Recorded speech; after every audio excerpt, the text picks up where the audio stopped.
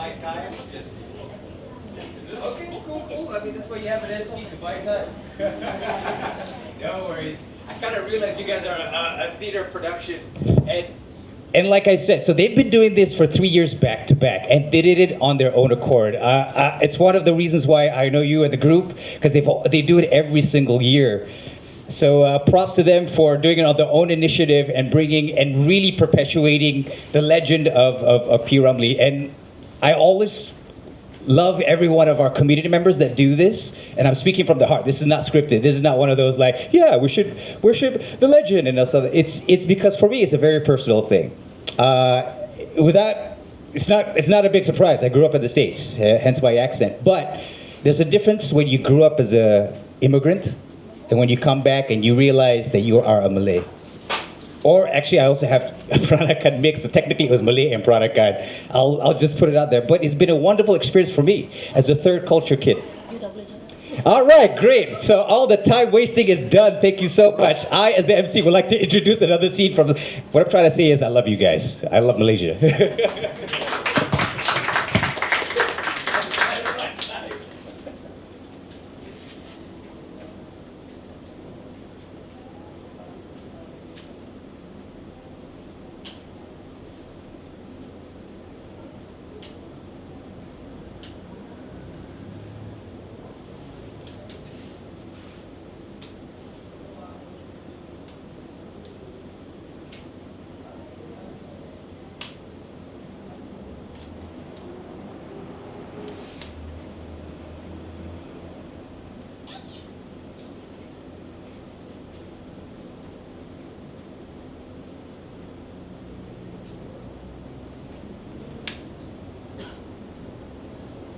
Pak, sekarang sudah pukul 2. Kenapa Pak belum tidur lagi?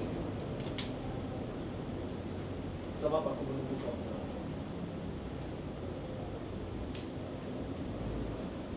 Betulkah kau tidak mau berkahwin dengan Rukiah? Betul Pak. Apa tahu apa terjadi sama Rukiah? Sazali tak menjadi Pak Sanggup. Anak yang Rukiah kandung sekarang bukan anak Sazali. Kau cakap begitu. Anak kurang ajar. Ini balasan yang aku dapat setelah aku didik kau dengan penuh kasih mesra. Inikah hasil yang aku terima setelah aku memberi kau segala kepuasan kebebasan hidup? Anak yang tak kau malu. Kau mencemarkan nama Rukiah, ya? Anak maklummu sendiri, Sazali. Sazali, sebelum perkara tak ini berlaku, sebelum aku menghalau kau keluar dari rumah ini, lebih baik kau tarik balik, Sazali. Kau tarik balik! Aku belum puas. Aku belum puas! Berhenti. Jikalau 10 tahun dahulu bapa melakukan demikian, barangkali Sazali boleh jadi baik sekarang. Tetapi sekarang sudah terlambat, Pak. Sudah terlambat, Pak. Bapa yang bersalah dalam hal ini. Bapa membesarkan Sazali dengan secara membabi buta saja. Segala apa kemauan Sazali bapa sempurnakan. Segala apa hajat Sazali bapa tunaikan. Sehingga Sazali pandai bercakap bohong sama bapa. Sehingga Sazali menipu bapa, menipu untuk kepentingan diri. Tetapi bapa hanya anakku, Sazali. Bapa yang bertanggungjawab di atas keluarga buruk dan baik Sazali. Apabila Sazali sudah dewasa, Sazali perlu banyak wang. Tetapi bapa tidak mampu. Sekarang Sazali punya wang, kuasa dan segala-galanya. Semuanya dari tenaga Sazali sendiri. Bapa tahu.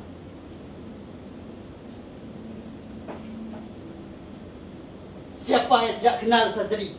Ketua pelompat paling terbesar sekali di Singapura ini. Dan Sazali punya beratus-ratus kaki tangan yang sanggup mati jika Sazali berdiri saja. Iya, memang Sazali merosakkan kehormatan Rukiah. Bukan Rukiah saja, Bapak. Malahan banyak lagi gadis-gadis yang menjadi mangsa Sazali. Tahu? Sazali, katakanlah kata-katamu hanya dusta belaka. Katakanlah kau hanya ingin menakut-nakutkan bapa. Katakanlah, Sazali. Katakanlah apa, Pak? Semuanya benar belaka, Pak. Semuanya benar belaka. Tiap-tiap satu kejadian, tiap-tiap satu perbuatan, Bapa yang bersalah. Oh, Bapa mau mengusir Sazali keluar dari rumah ini, ya? Bapa tahu. Sazali juga sudah lama berazam untuk meninggalkan rumah bapak ini. Oleh kerana Sazali tidak mau melukakan hati bapak, Sazali terpaksa tinggal di sini. Tetapi sekarang, selamat tinggal bapak Sazali. Sazali. Sazali.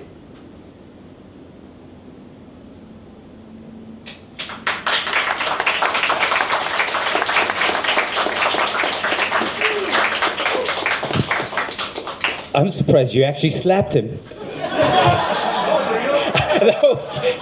that was really realistic. Well, this is why performing arts is important, right? When people say, why is performing arts important? Because we could have just talked about it, but we had actors come out and reenact the scene. It's a different vibe, right?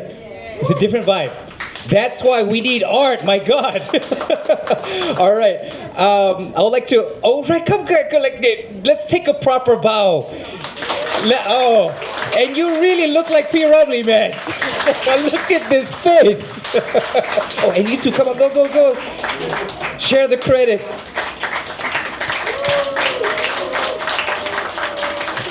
Actually, could you guys on the microphone introduce to everybody, because I want everybody to know you guys and the work that you've done. This is amazing locally produced stuff. Here you go, you first. Okay, hi, thank you everyone. How's your response about this show? Actually, this is second. Actually, kita buat P. Ramlee. I berbahasa Melayu. Is it okay? Okay. Actually, usually this is our annual show every year by MYPenang Creative. We start since 2023. P. Ramlee 1, tribute to P. Ramlee 1, and then tribute to P. Ramlee 2, and this year tribute to P. Ramlee 3. We did at JKKN Auditorium P. Ramlee, and Pina Hida Jams invite us, and so we did just now. Yeah, this is the first, we have another two show after this later. Yeah, I'm Ilya. Thank you to your support, and please do follow MYPenang Creative. Hi. My name is Faizal. Okay. Thank you for coming, and yeah, I don't know what to say. Sakit tak muka? Okay lah. Hi, I'm Dewadip Singh. I grew up watching P. Ramlee movies, so I'm very familiar. And when we are young, the TV channels have no choice. You have to watch what is played. So we grew up watching P. Ramlee movie. Even until today, when we are gathering, we will spend time watching and laughing and crying watching his movie. So thank you, Ilya, for the chance, and I enjoyed it.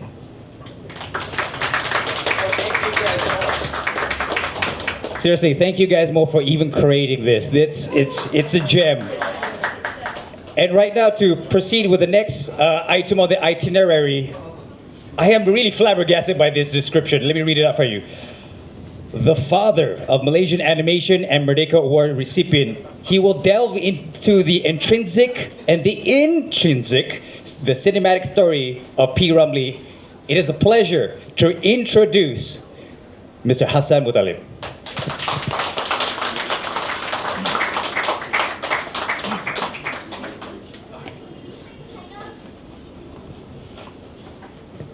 Hello everyone, I'm originally from Alustar but came to live in Penang in 1950. That means I'm very old. So we were in Julutong from 1950 until about the 70s, 80s, late 70s, before I actually moved out of Julutong in 1964. So in 1963, when I was in Georgetown Secondary School, I failed my Form 5 with horrible results. So to save Penang further embarrassment, I migrated to KL to work as an artist at the Robinson department store at 100 ringgit a month. Got it? Okay. So I'm a former film director. I've done animation. You must have seen some of my work like Sangkan Children Monyet, Silat Legenda, so on. So I'm speaking from the point of view of a film director, not an academic, which Dr. Nazirul has done brilliantly. So the cinematic storytelling of Ramlee, which is a subject hardly anybody has ever talked about because it requires a very, very advanced understanding of cinematography, editing, sound, art direction, and so on.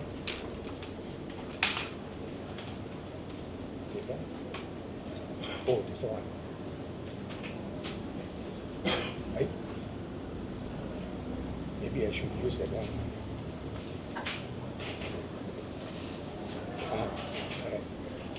Okay, just to give an idea of what I will be talking about. Now, a good film director, when he makes a film, he has actually two stories to tell. One, we call it the foreground story. The other one is the background story. The foreground story is the one that is used to entertain us. But the director himself, being orang seni, he has something very profound or something very deep that affects him, and he wants to get this across, but he will not do it openly. He hides it in certain ways. So the narrative here means the story that has been structured, and this is the foreground story. In Malay we say it is yang tersurat.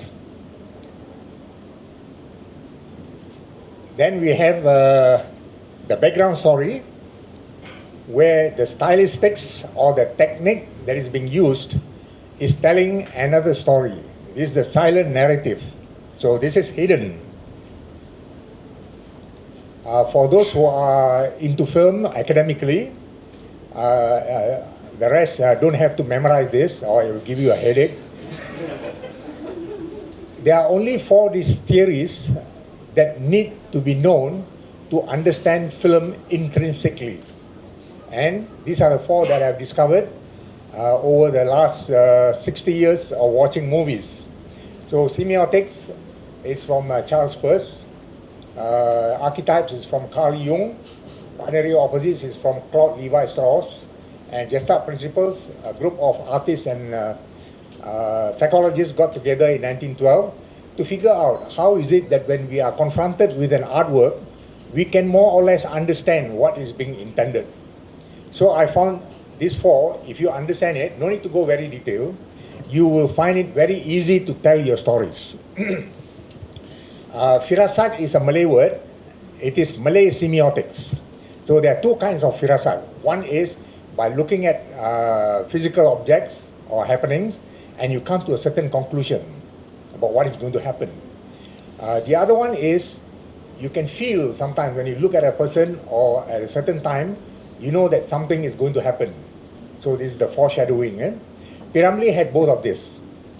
And you can read about the details in my book. Promote sikit. You have to buy my book. Otherwise, I got no money to buy the bus ticket and I have to walk all the way to KL.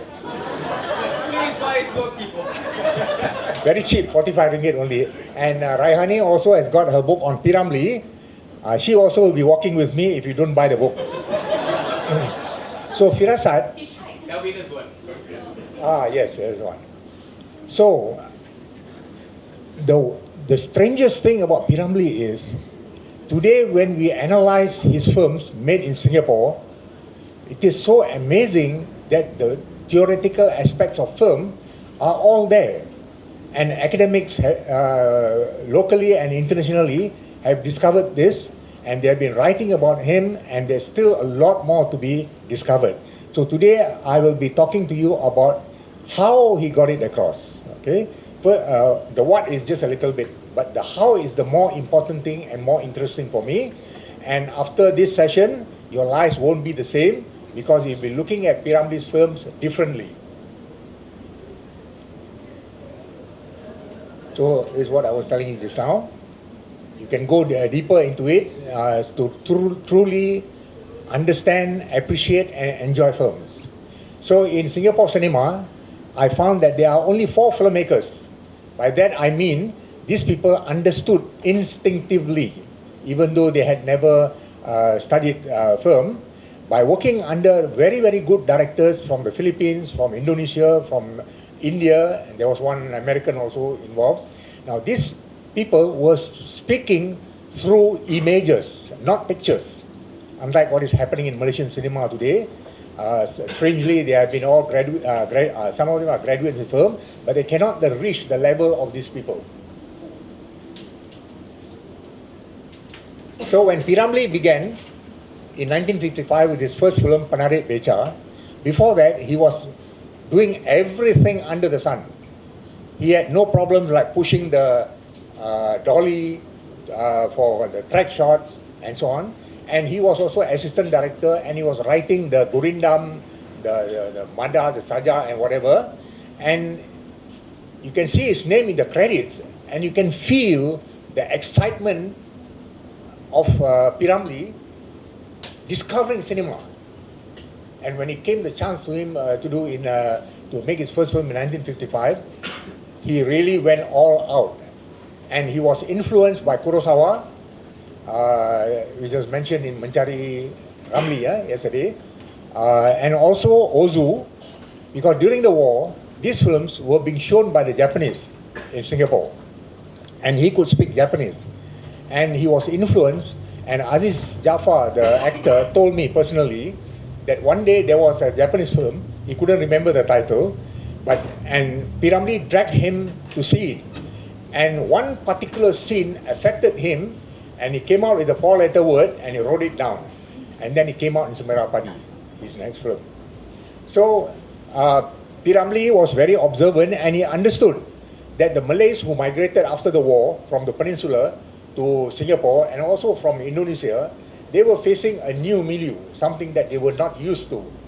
So he knew that they had to learn the new rules, because now the world was modern, but must maintain all those values about being good to people, being religious and so on. Then the importance of education, especially in Pendeka Bujang Lapuk. The real story is not about coming to learn silat. It's about must learn how to read and write. So that is the real story that P. Ramlee wanted to get across. Because that's the only way they were going to succeed in modern Singapore, where only if you are educated, if you know how to read and write, you are going to get better jobs and make a better, something better out of your lives. And he also saw the loss of identity among many of those who migrated, and he brought it out in all his films. And of course, about the morality. There's one article here about about morality and spirituality in the films of P. Ramlee.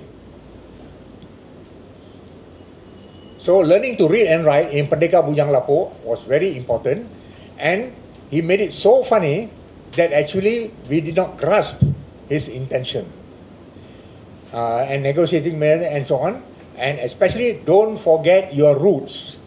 So in Pendeka Bujang Lapuk, he contrasted two characters, Wak Mustar and the very nasty ferry owner, played by Ahmad Nisfo. In terms of costume, in terms of mannerism, you can see a total contrast. This is what we call binary opposition. When you want to tell a story clearly, you must do it by contrasting, for example, tall, short, big, small, fat, thin. So this is how the oral storytellers of ancient days used to tell stories, and people could understand them. So this is what was examined by Claude Levi-Strauss, was I think anthropologist or linguist, and he found that all over the world people were telling stories by basing it on this contrast. Here's the traditional way of learning in the old days.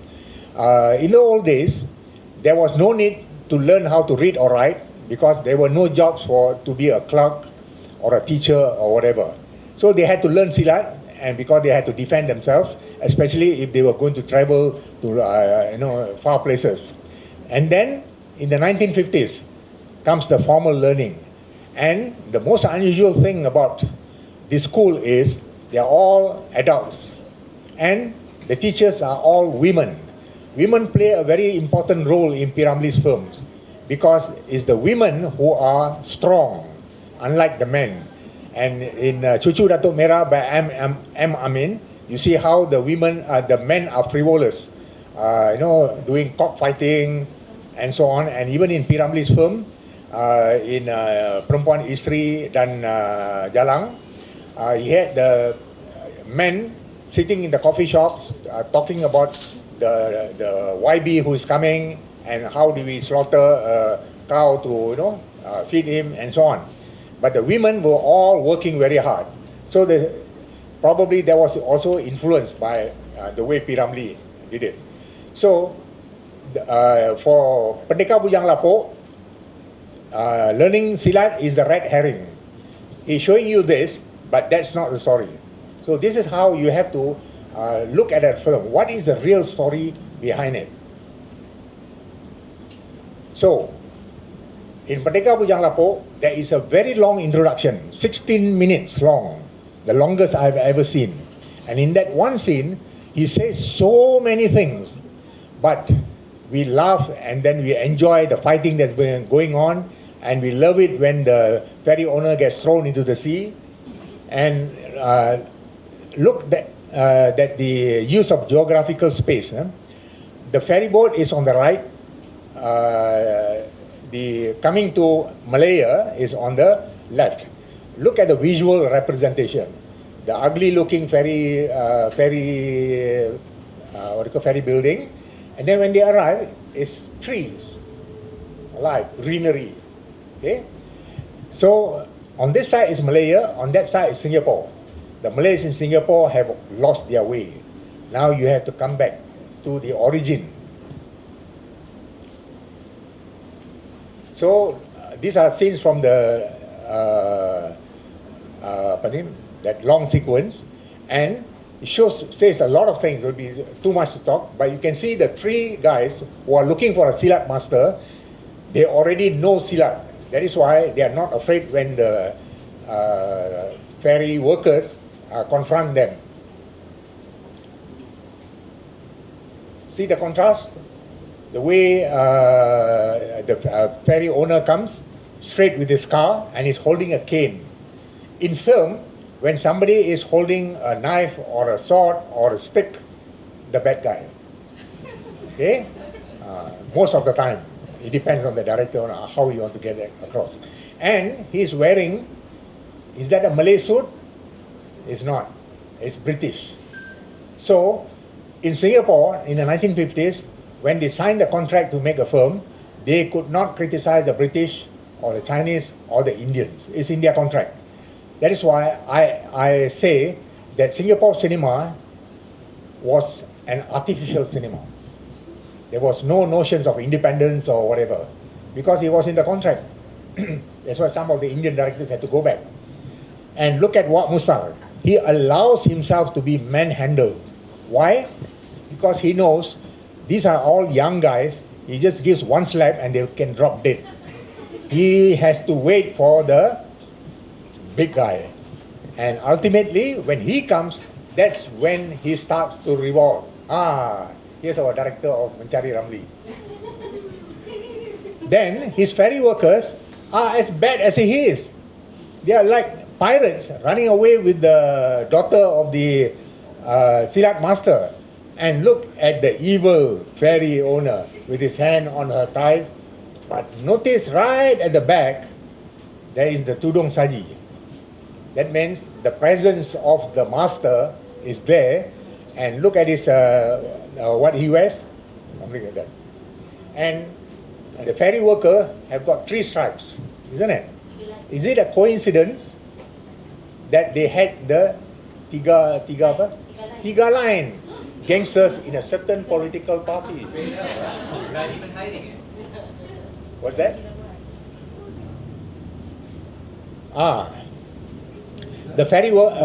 The ferry senior guy steals the boss's money. Then we see one of the 3 bachelors also stealing money. No binary opposition. This is bad. Okay? The good guy cannot be like the bad guy. Why did P. Ramlee do that? Okay. So here's the camera taking a shot from here. Aziz Sata is squatting on the table.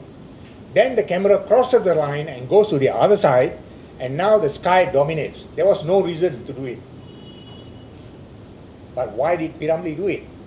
Because the use of sky in film it symbolizes God or something spiritual.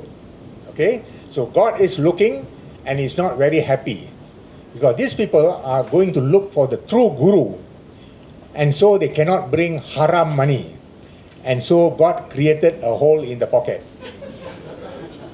This is never mentioned. Meaning in film is not in the film, is in the mind of the audience. If your level of knowledge is up to here, this is what you can come up with. If it's here, here, the higher you go, the more you will see. The work of the film director is to put all of this together, not to give you the meaning. You come up with your own meaning, but he will do his job properly, arranging things in a manner. This is what we call Gestalt. Gestalt is a German word which means form. When I watch a movie, the first thing I want to know is, does the Gestalt work? Is the Gestalt good? Okay, that's a long story. That's how I analyze films. And it's different from what they do. So, the sky is a symbol of God. Who has seen the movie Superman, the first one? The film has got three parts. The first part is Superman has not flown yet. So you will see the sky dominating in every shot. Is foreshadowing what he will become. And there are a lot of films. Watch movies from now and see if the sky dominates, then they're talking about something spiritual. Alright, so here in Pendekar Bujang Lapuk, there are three gurus, not just Wak Mustar.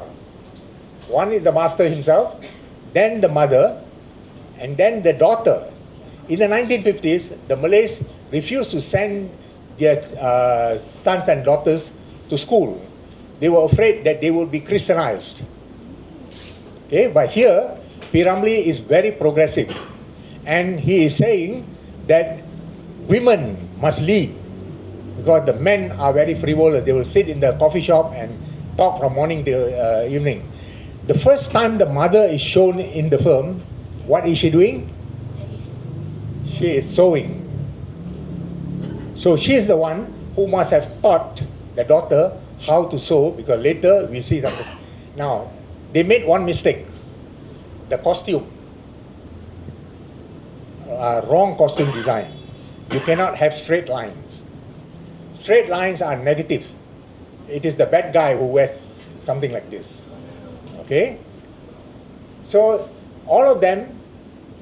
What is this restaurant and cake corner? It's from a previous. Okay, each one of them is an archetypal guru. An archetypal guru is someone like ancient days. Never does wrong like the archetypal hero. He always walks the straight path. Okay? And they are the ones who lead society. So, notice that when P. Ramlee plows his way to get into the room to be with her, he is not wearing a shirt. Now, I was surprised when I showed this film to a group of people from the UK. They asked me, wasn't this film, this scene censored? I said, why censored?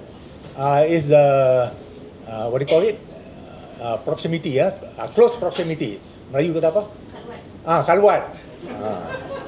I said, what khalwat? Then I said, my God, I never saw this. Why? Because P. Ramlee made it so entertaining that we actually forgot all of that thing. And this is what the filmmakers of today can't seem to grasp. And she is sewing. So the mother must have taught her. So we see this thing, the archetypal guru being recycled. No matter how smart she is, she has become a teacher. But one day she will be a mother, she will be a wife, and she has to know how to sew. And then, guess who can read? The servant. In the 1950s, a servant can read? Unbelievable. But what he's saying, these three guys, they never took the trouble to read. They want to learn silat. And then, they pretend to be able to read. But remember, there was another scene when the ferry workers were looking for them. They were looking and they could read. And Ahmad Isfu himself could read this long letter. So the scene was very long. And this was to show that these are the bad guys. They can read and write, but why did they end up like this? Going totally against morality and so on. And that scene is very funny. Ahmad Isfo comes with a long list, payment for bandages, for plaster, for medicine. Why his ferry workers got beaten up? So we laugh, but there was a deeper meaning to it.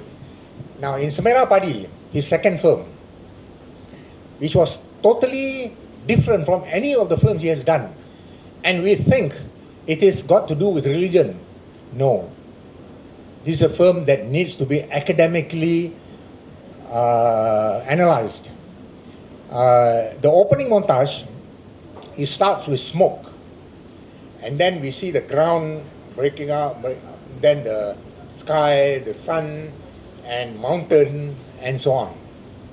And then this comes to the sky here, and then the next one is people working the paddy fields.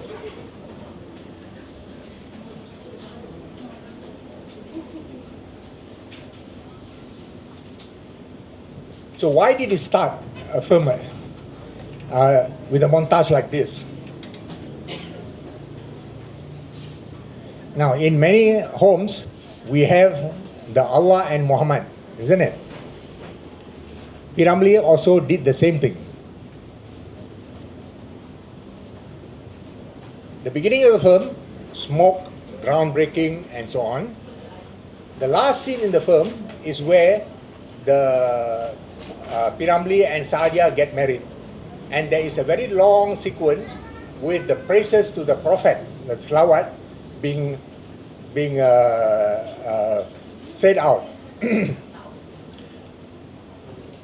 So Ramlee has put two bookends at the beginning and at the end, and over the shot there is a voice, a very deep voice saying Bismillahirrahmanirrahim. To me, this is as if God is saying, I have created the world and I've laid down the rules and the laws that cannot be broken. Then where does this Ar-Rahim come from? The compassion of God. So this film questions, why have we not understood the compassion of God? And then we start to menghukum orang by caning in public and so on. So this is going to be a sensitive thing lah. But to us who understand the real meaning of the Quran has got 7 levels of meaning, not just one, but they are all living with one, and that's why we are having a problem. So this is something I'll go into after this. So the ending, the camera pulls out. It's a very long scene. Then there is a wipe. That's the Kurosawa wipe. It's like a door that is closing. Then the camera goes outside of the house to show other houses. It's as if Ramlee is saying, I have told you the story of these people. What about your story? Your transgressions? How do people look upon you? So at the beginning, God's commandment. At the end, they are saved through the intercession of the Prophet. So God lays down the laws and even He cannot change it. But the Prophet Muhammad is the one, through his shafa'at. I don't know in English, what is shafa'at? Mercy, something like mercy or blessing, maybe blessing. Okay? This is known only to the Sufis. So if you are Sufi, you can understand lah. Kalau you are only pakai topi, tak dapat lah. So you see the door closing and the camera goes out. A very, very important film to understand what is going on now. And this was a criticism of the clergy. I'll come to that later. So, this is another sensitive thing. I better don't go into it too detail or the Jabatan Agama are going to hold me up. So, there's a scene where they commit transgression. And there's a scene where he's running through the forest and it was inspired by Rashomon, Kurosawa's film. And he appeared to be running through the forest. Actually, he was running on the spot. So they had leaves and whatever, people carrying it and moving behind him. Because it was a close shot. There is no way someone who is running and you can maintain that shot within the frame. So it was something like a circular, shooting on the spot with a close shot and things moving in front and at the back. And Kurosawa did this in Rashomon, and that's why he's called the best editor in the world. The opening sequence where the woodcutter is walking, there are 20 overshots, and people thought there was only 5 or 6 because of the masterful way when he edited from one shot to another shot by having leaves moving in the foreground. So he cut exactly in the center. It looked like one shot. Okay. Okay. So we have 2 of them committing transgression. Okay. Then we have two others, man and a woman. The woman allowed this guy from another village to kill her husband, and they had fun together. So this village is now practicing hudud, and they had to go after these 2. So P. Ramlee showed one was about love, the other one was about lust.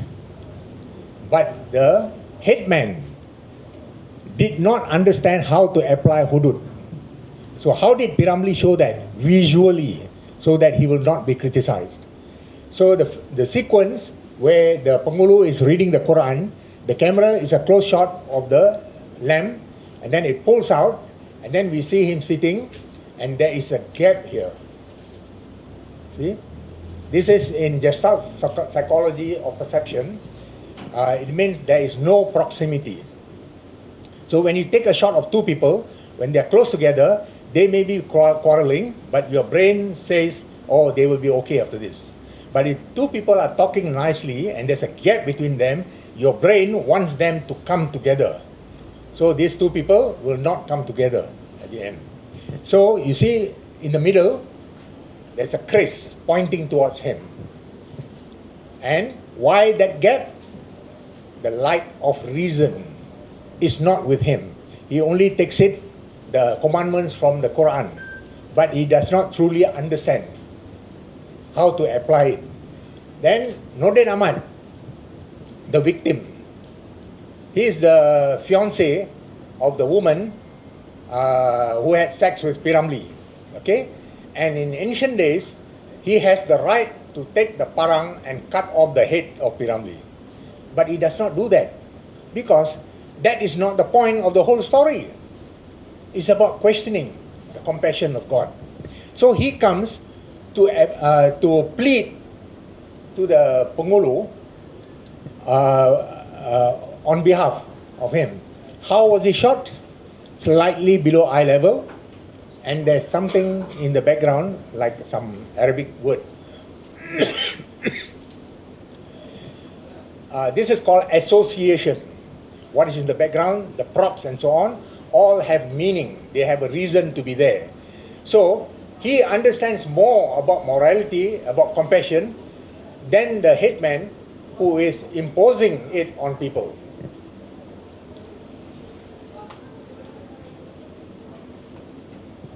We see the motif of the light reappearing everywhere. In a sense, P. Ramlee is saying, we need to have reason. Don't just apply a religion. And then complemented by the scene where they have sex together and then the light goes off. That means danger sign, foreshadowing what is going to happen to them. The opening scene of Semera Padi, another sensitive thing. Shall I mention it? Yes. Oh, they are all silent, so better don't. How many of you have seen Rashomon? Yes? Oh, not bad. Quite a few, huh?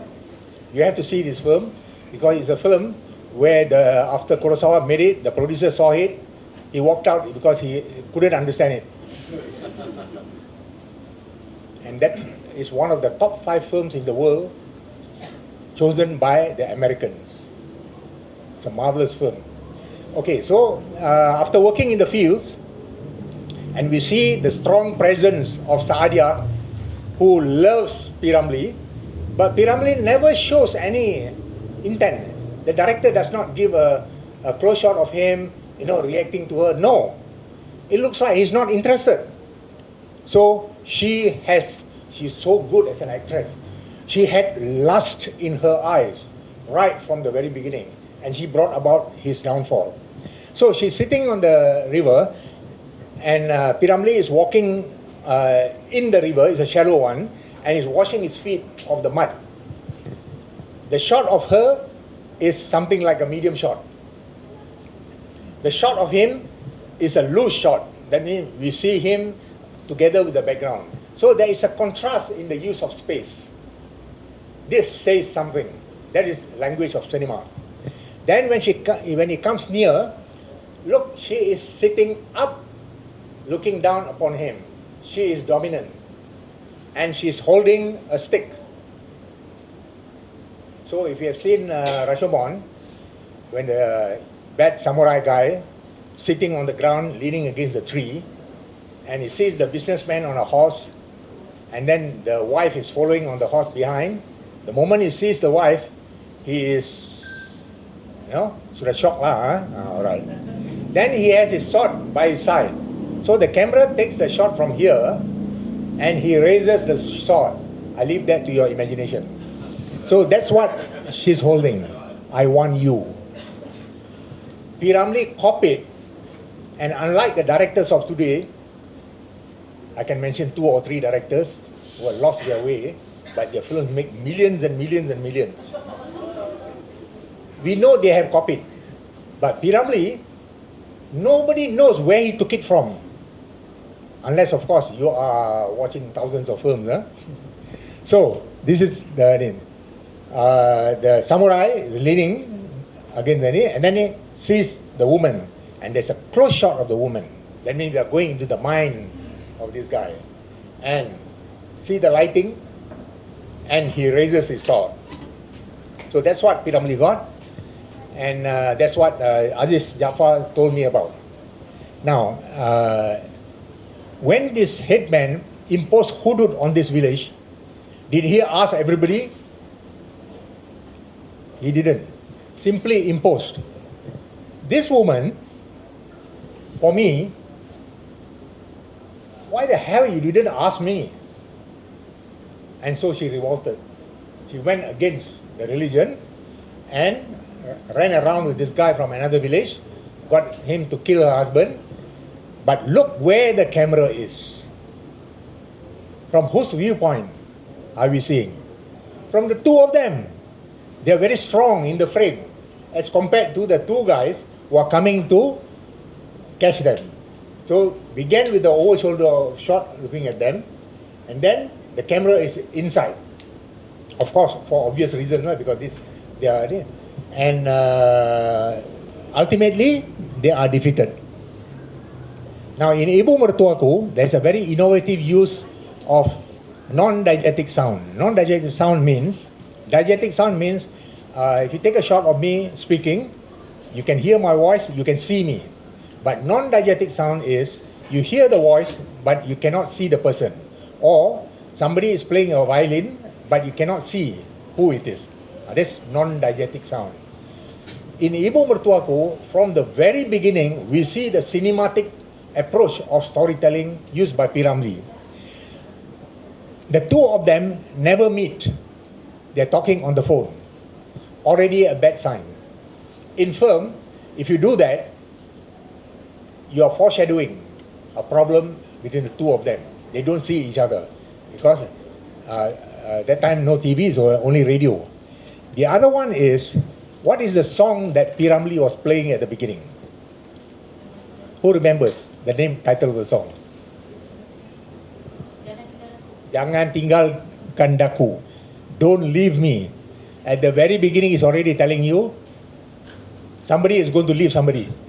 Okay? Of course, we don't know that. And then, when P. Ramlee has gone blind by sticking the fog into his eyes, he's now blind.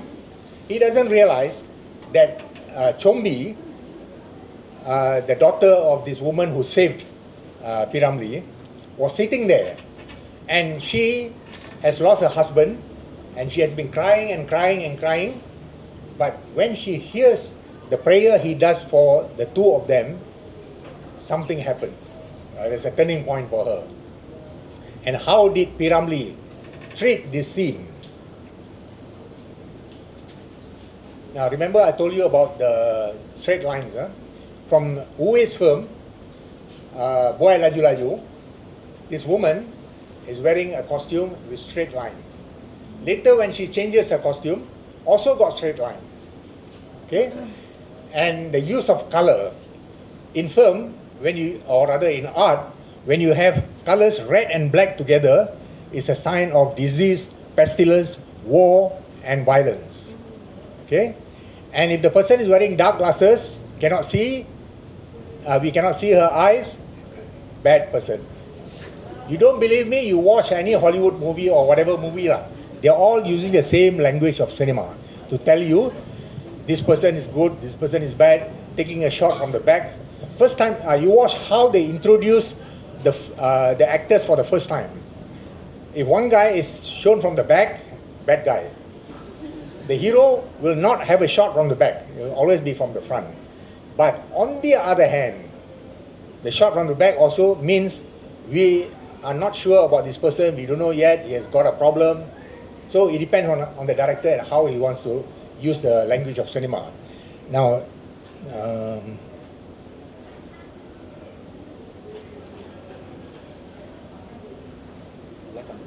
okay.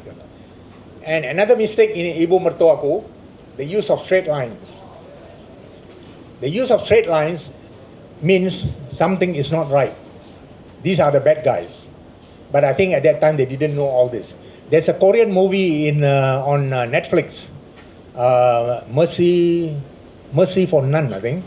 It's a series. You notice that the world of the gangster, every shot has got straight lines, including when they are outside. Outside on the hill, the trees are all straight. So that's the work of a production designer. When you make a film, the first person to hire after the director is a production designer, not the cinematographer. The cinematographer only lights the scene that has been chosen. And sometimes the production designer can even tell the cinematographer, this is how you shoot the scene. Why? Because of cost or something.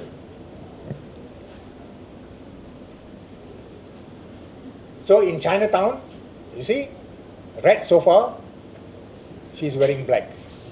You mean the sofa was already there? No such thing. Everything is chosen. So that's from Away, and this is from Chinatown by Polanski. They had black and white film in Singapore, so can't show color, but we see it in the dialogue. So when Sabaria is making a date with P. Ramlee, they have never met, what does she say? Tonight you'll wear a white suit with a rose in your lapel, and I'm going to wear a modern dress, red and black in color. See, at that time they already knew these things, and this is embedded in legends and myth and classical paintings and so on. It's the same language. Hollywood did not invent it. So actors, you better understand this. Don't come with any costume. Can already. Lucky you got professionals here. Okay. So when Chombi reacts to P. Ramlee, and now there's a turning point, she's now in love with P. Ramlee. How does P. Ramlee show that? Very symbolically, which normally we don't do in a film, unless you have a certain audience. A flower blooms. And this is also copied from Rashomon. When the hero is holding on to that stick in the pond and refuses to leave, and finally when he's attained enlightenment, he looks at the sky, the sun, and then looks at the lotus flower, and it blooms, he is enlightened. So that's how they do it. In Mulan, the animation film, when the father is sitting with the daughter failed the marriage test, and he is not angry. And he tells his daughter symbolically, look, what's the flower at the time? Huh? Yeah? What flower? Huh? No, sakura lah. No, cherry blossom. Look, that bud has not bloomed yet. I'm sure when it blooms, it will be the most beautiful of them all. That means he's talking about the daughter. Her time has not yet come to bloom. But she's different from all other girls. This is the guy holding on to the stick, and he is enlightened. See, the way the lighting is on his face and his acting, and he understands the meaning behind the guru's words. So in Ibu Mertuaku, there's more use of symbolism. Remember at the very beginning, Sabaria was saying, you have a rose in your lapel. We don't see it. So it is artificial. But here, she stands at the door, hayal dengan Ramlee, and then she looks at the rose bush, goes and takes the flower, smells it, brings it to him, and he also smells. So in Gestalt psychology of perception, aside from proximity, you have similarity. When there's a similar action, that means ngam. Okay? So it's like teasing him. And he is also very childlike. In his first film, Penarik Beca, he used symbolism. The first shot is of a clock tower. Now, very important to keep track of the first shot in a film, because it says a lot about what the film is about. Even though we haven't seen it yet, but So in Mencari Ramlee, we had this high angle shot, and it's one take from beginning until the end, when the camera goes inside the dressing room. What is that supposed to symbolize? Think about it. Then he shows a man leaning against the wall, against the column or arch, and he's wearing the colonial dress. Then later there's another shot for the titling, a man again leaning. The man could not have been there by accident. He is placed there. So that is the colonial presence. And he's saying it is time for the Malays to change, in spite of these people obstructing you. And when the young women go to learn from this old woman, that's Mak Dara, who was the evil mother-in-law, but she's playing a very benign role here. She's guiding them on how to sew and so on, because one day they are going to be wives and mothers. It's important to learn all this. And there are positive slogans everywhere. Women with hope and whatever. And she teaches them like a real teacher of old, guiding them. Another copy from Kurosawa's Rashomon. The Haji is now on P. Ramlee's Beca, and this is the POV. So, one point perspective. One point perspective is only seen in horror movies, in action movies, or anything that has got a lot of drama.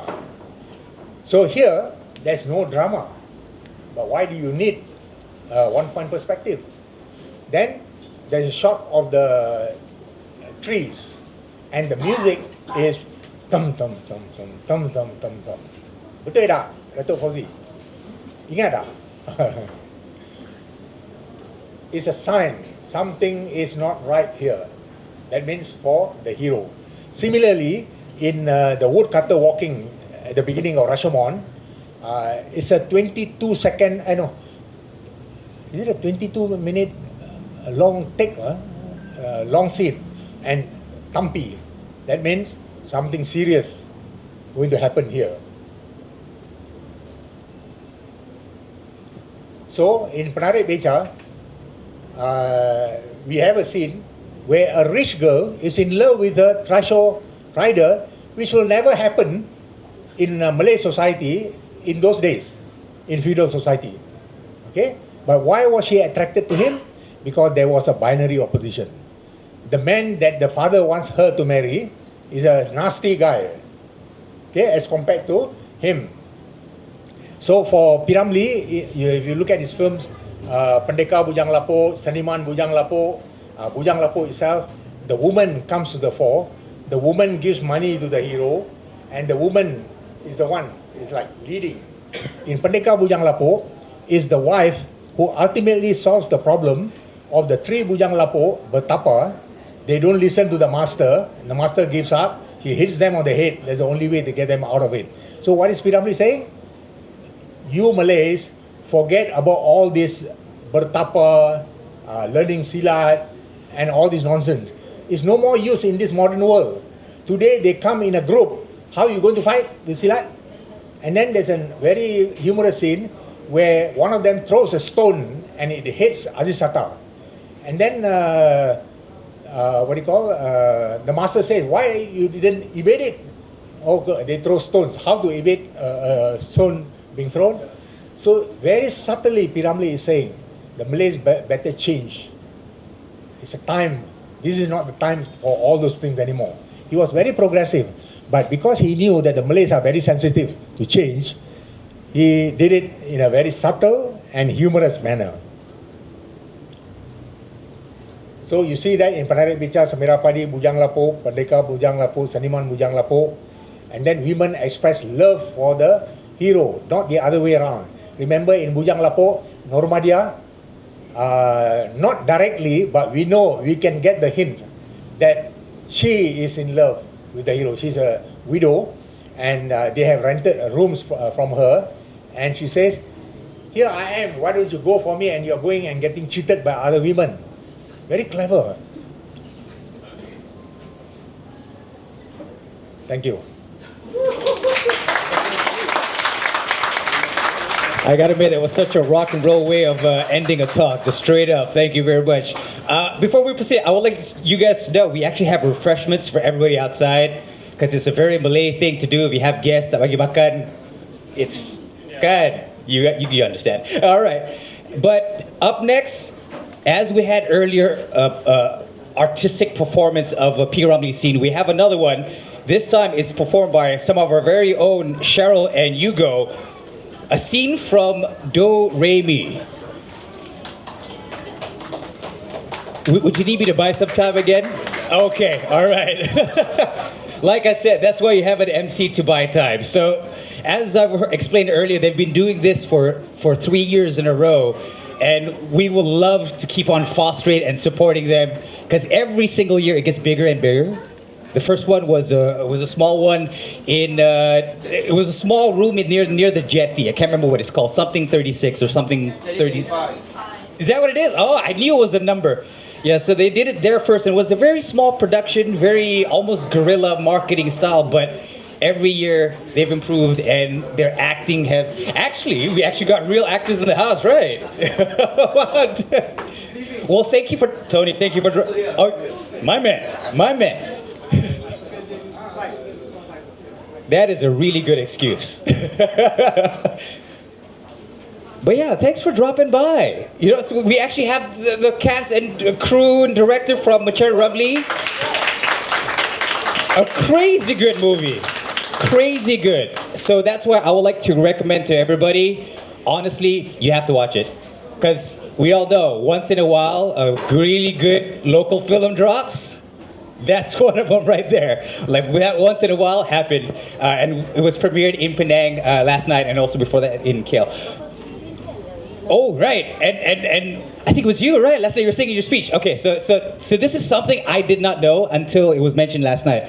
Local films, when they go into the movies, the first 3 days are very important, because this is things that happen where if after the 3 days, if it doesn't get any box office, they actually remove the local films. Hence why our movie industry is like in a bad shape. They would never do that to Tom Cruise, would they? No, right? How long did they keep? What is that one with Snow White? Like even that had a month. So we're talking about one of the best local films ever produced. Let's, as a community, go out there and just buy a ticket, watch it with as many people. We have to. It's no longer like, oh, let's volunteer. This one's like, right? Until okay. So together, let's plan this. 19th June, we all pergi tengok Mencari Ramlee back to back. Day 1, day 2, day 3, until it gets stuck in the movie theaters for 6 months. Let's do that. They did it for Snow White. Think about it. It was a horrible movie. They did it for Snow White and what's her face, Rachel, whatever.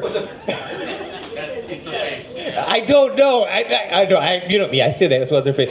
Actors, are you guys? Oh, tune. Thank God. All right. I've burned enough time. Ladies and gentlemen, a scene from Do Re Mi.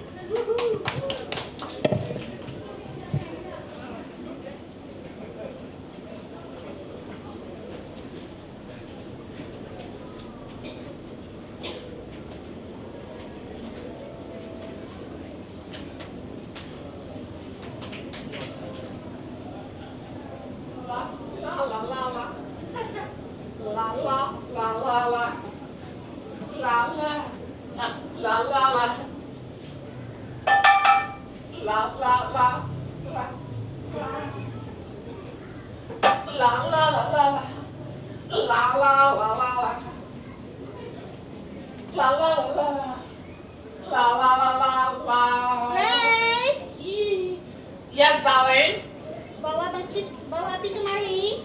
Ah, Bawa api kemari. belum sampai. Minaku mari ada kat India. Orang bilang bawa api kemari, dia bilang Mina kumari pula. Aku minta mancis lah bodoh. Hah? Aku minta mancis.